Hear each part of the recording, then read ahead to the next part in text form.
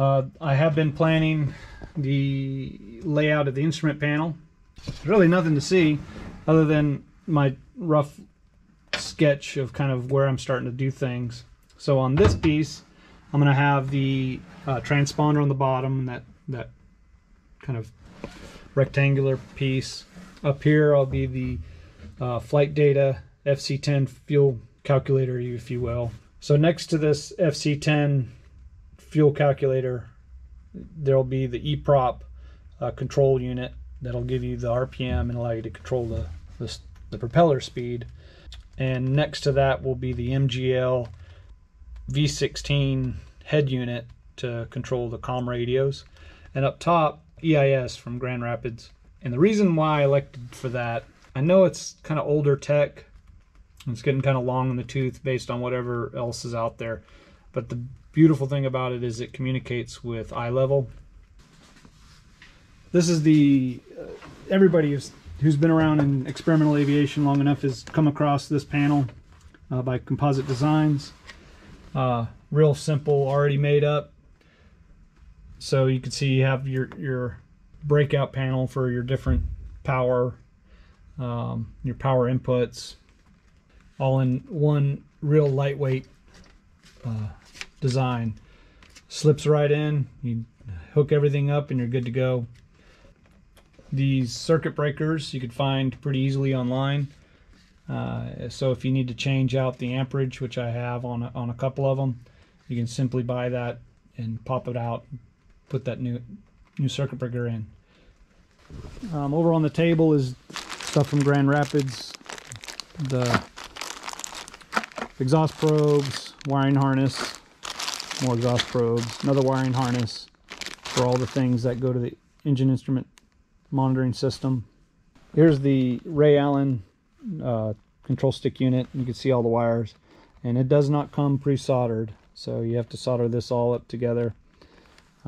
Very close tolerances inside there, so make sure that you solder from the wire that you laid, the orientation of the wire in the right direction, so you're not having a solder bubble, if you will, or bump keeping you from closing this. And this all comes down. I used a RJ45 terminal end, and that will allow me to disconnect this, reconnect it off the top of the control stick quickly. And on the other end, I'll have a pass-through to connect that and run the wire up into the control panel to where it will run to the connectors that go to the trim actuator, if you will, and the push to talk for the radios. And all right, today we're going to be working on my instrument panel. The original aluminum plates that were already cut out to meet kind of that profile for the, I guess you could say, the center area and the flight instrument area. They're made out of really thick aluminum plating, which causes two problems. One, a weight issue, and the distance or relief that a protruding instrument has mounted behind the panel. So it'd be kind of like recessed a bit and look kind of funky. So I've elected to change out the aluminum plates with some carbon fiber plates. I thought about using just some basic aluminum plate and cut that. And, I'm not a sheet metal guy or an aluminum airplane guy. I'm a composite airplane guy. So I elected to do some carbon fiber. And instead of buying the carbon fiber and making my own flat panels and the voids and that, although that gives a little characteristic, I decided to just go on Amazon and buy some sheets. They weren't too terribly expensive. And so I took out the aluminum panel, or aluminum plate, I guess you could say, and used it as a template. So let me show you what's going on here. So the aluminum template is obviously this, and I laid down some tape on the sheet of carbon fiber. It's 400 millimeter by 400 millimeter by 400 millimeter. And so I just used the tape and traced it out, took the template off, or took this panel off, and then used a Dremel cutting wheel. Well, it's not a Dremel cutting wheel, it's the you get them on my aircraft spruce, and it's good for wood. composites, plastics, what have you, and they don't break like the Dremel ones.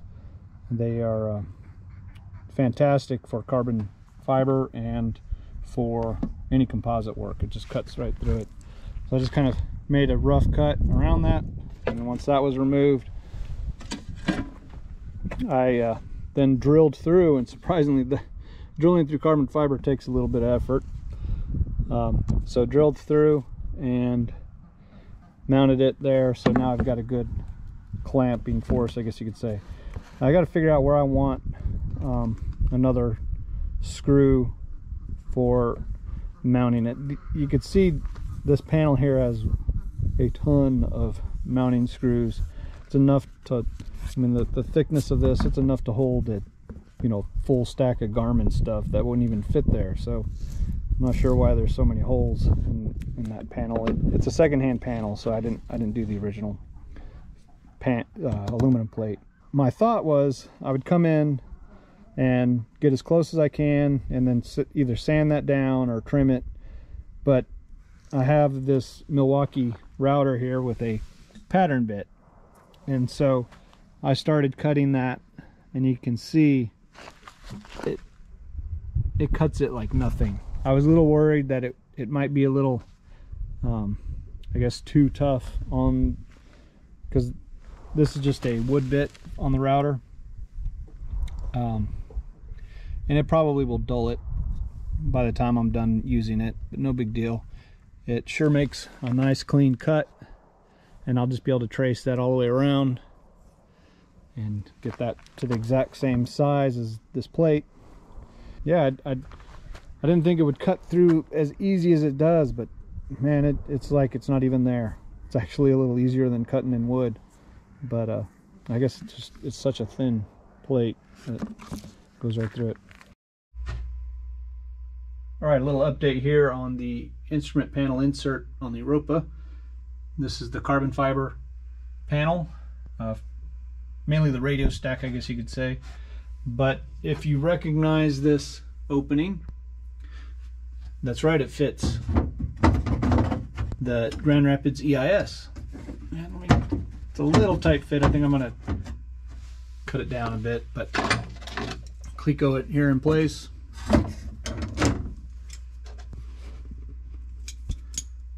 And as you can see, it fits pretty good.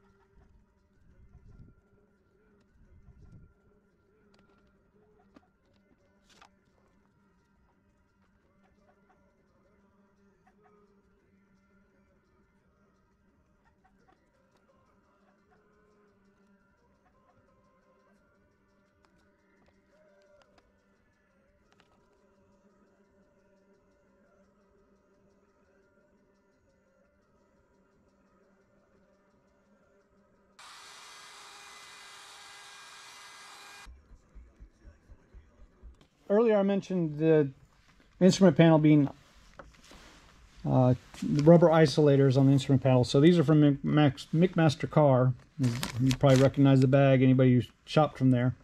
And all this is a rubber isolator.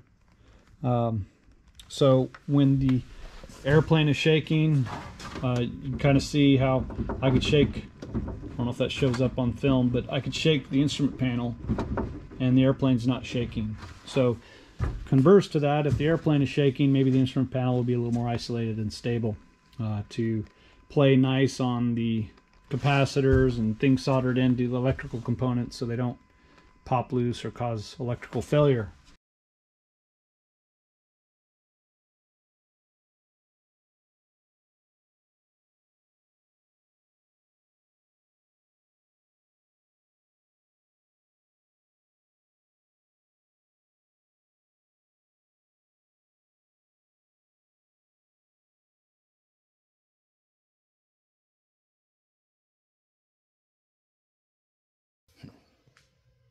Post cure next day, and it looks like it cured pretty good.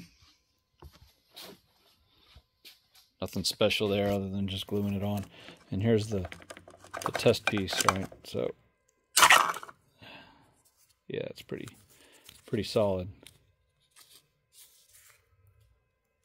Yeah, that's not breaking. So next plan is to take these clamps off and remove the tray so I can clean this up. I've got a little bit of overhang here on the carbon fiber piece that I'll need to cut out. I guess that squeegeed out on that. That's okay, because there's actually a plastic cover on this, so that'll come right off. That's not on the actual carbon fiber. Even if it was, it'd probably flake off. So looks like it's holding pretty good. Okay, just did a little cleanup on this. Removed the tray, cut the ears down to the side there. Just a little bit more filing cleanup. And on this side too, a little more cleanup and should be good to go. All right, I'm going to put the tray back in, clamp it down, and put the transponder in.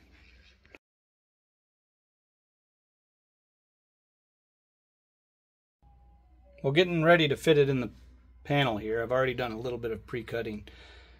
The snaggle tooth of relief, I guess you could say. So this green area here, I don't have to cut completely out, which I probably will anyway on this side. But on this side, I really don't want to cut it completely out because then I'll see a gap from this side. So I'm going to shave this down little by little until the carbon fiber sits flush on this. And the reason for this relief is the ear on the transponder on the back side of the panel. It's a very tight fit down here. As you can see, I couldn't really get not much space, you know, for going much lower. Honestly, I probably should have planned a little better and had it higher, but based on the instrument orientation of the engine instrument, the radio, and other ones, that made it a little limited. I could have put it up here and had plenty of space, but then I would have had too much empty space, if that makes sense, and wouldn't have flowed or looked right. So it is what it is. I'll relief this a little bit and then dry fit it, and probably relieve more, rinse and repeat until it's finished. Mounting the transponder to the back of the carbon fiber plate, I'm worried about it overstressing these ears, even though they're attached with Eldite 420.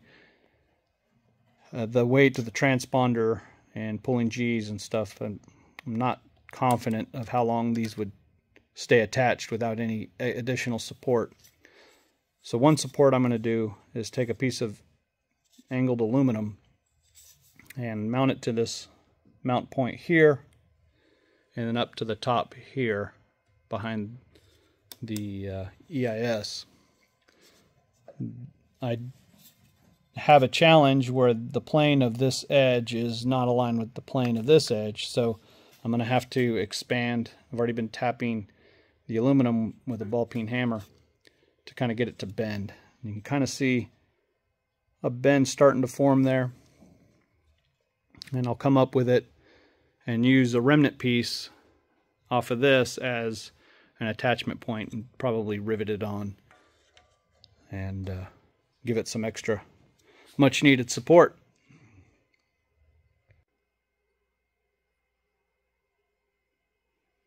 Well, I've cut the piece down to size.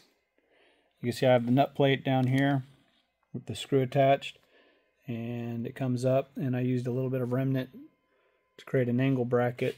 Got a cleco in place right now to hold it where I've put one of the drill holes, and then I'll put another one and run a pop rivet through there. But as you can tell, it gives it a lot more support. It's wobbling because I just have it mounted here. But once it's in the panel, this plate is in the panel, it will be surrounded all around with the flange, and this won't be going anywhere. So it gives it a lot of strength in the vertical axis, and if I still feel like I need more, I can come down here with maybe some vertical posts, do some like fiberglass layups or something to hold that up. But I think that's going to be more than enough.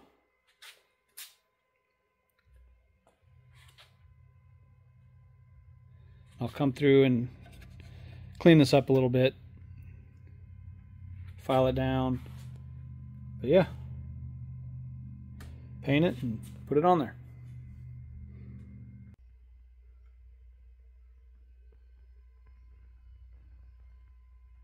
Okay, the transponder mount is completed, and I have it attached to the top right corner of the EIS, going down to the right back corner of the transponder. And you can see everything's been mounted up.